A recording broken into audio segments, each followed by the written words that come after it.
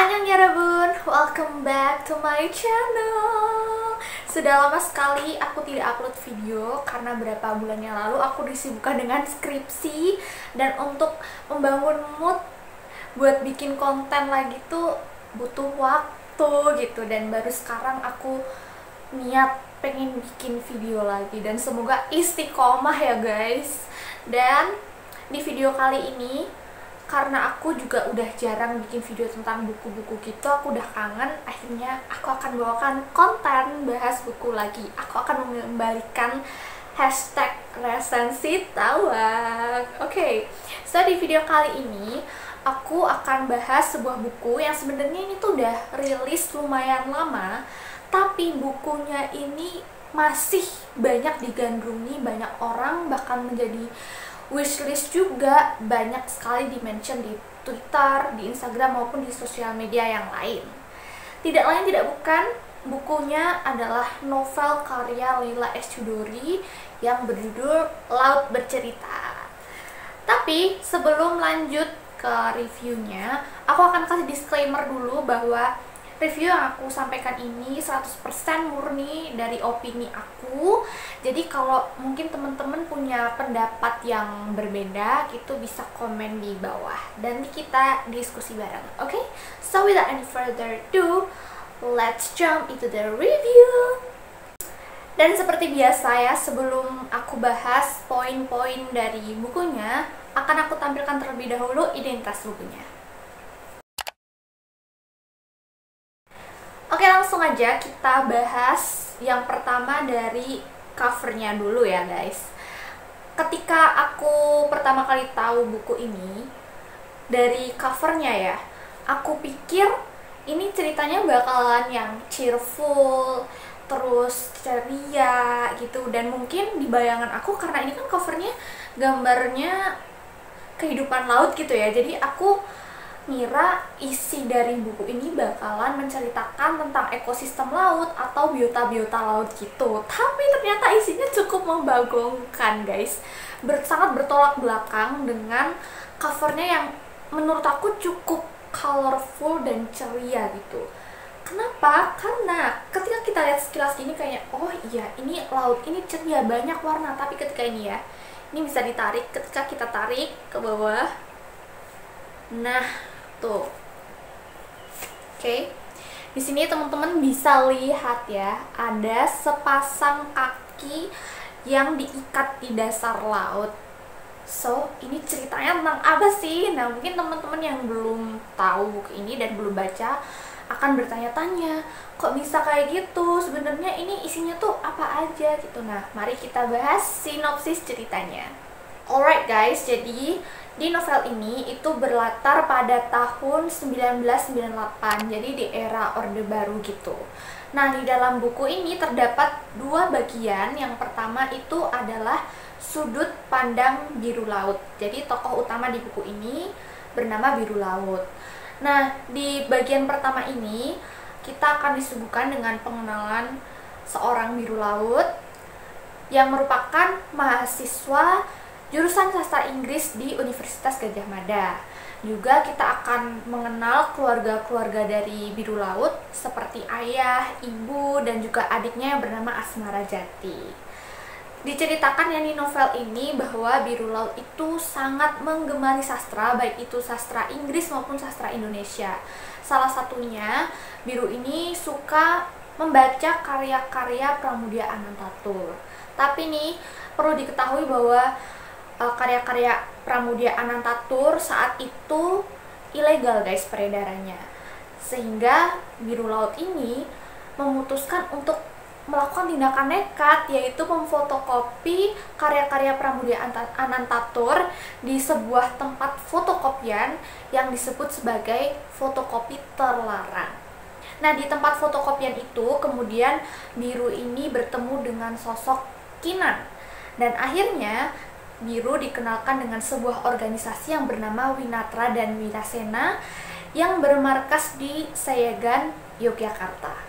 Organisasi Winatra dan Wirasena ini melakukan aktivitas seperti berdiskusi tentang buku-buku yang terlarang saat itu, seperti tadi contohnya karya-karya Pramudia Anantatur, kemudian melaksanakan aksi-aksi untuk menegakkan keadilan. Salah satunya itu di dalam buku ini ada aksi tanam jagung di Belangguan itu. Nah, tapi organisasi-organisasi semacam itu dulu dianggap pemerintah berbahaya. Dan selain itu, banyak sekali intel bertebaran, sehingga jika organisasi-organisasi tersebut itu ketahuan dan dianggap membahayakan, maka pemerintah itu tidak akan segan-segan untuk menangkap semua anggota organisasi itu, kemudian disekap, diculik, diinterogasi, disiksa, bahkan lebih parahnya dibuang dan ditenggelamkan ke dasar laut. Di bagian pertama ini, teman-teman akan mengetahui melalui sudut pandang biru laut bagaimana biru ini menjalani hari-harinya sebagai aktivis di organisasi Winatra dan juga Wirasena, mengenal kekasihnya yang bernama Anjani, dan juga merasakan pengkhianatan yang berujung menjadi penangkapan organisasi Winatra dan Wirasena. Selain itu, kita akan dibawa untuk melihat bagaimana proses biru laut itu ditangkap dengan teman-temannya, diinterogasi, disiksa, hingga detik-detik biru laut ini ditenggelamkan ke dalam laut. Jadi ini menurut aku di bagian 1 bener-bener sedih banget dan sangat amat bikin miris, kasihan. Pokoknya guys, please kalian harus siapin tisu banyak-banyak. Kemudian di bagian kedua dari buku ini itu merupakan sudut pandang dari Asmara Jati atau adik dari biru laut. Nah, dalam bagian 2 ini kita akan mengetahui bagaimana sudut pandang Asmara Jati dan juga rekan-rekan biru maupun teman-temannya yang tertangkap saat itu, bagaimana perasaan mereka, upaya mereka dalam mencari keberadaan biru dan juga teman-temannya yang ditangkap tanpa mereka ketahui apakah biru dan teman-temannya ini masih hidup atau tidak. Dan ini benar-benar another heartbreaking scenes dari buku ini. Benar-benar wah gila sih, nggak ngebayangin kalau misalnya kita jadi salah satu anggota keluarga maupun orang-orang terdekat dari biru laut maupun teman-teman yang diculik, itu nggak ngebayangin sehancur apa gitu perasaannya. Alright guys, itu dia tadi merupakan sekilas sinopsis dari novel Laut Bercerita. Menurut aku, novel ini tuh beneran hidup banget dan kayak nyata banget, karena penulis yaitu Leila S. Chudori ketika menggarap buku ini itu membutuhkan riset yang gak main-main.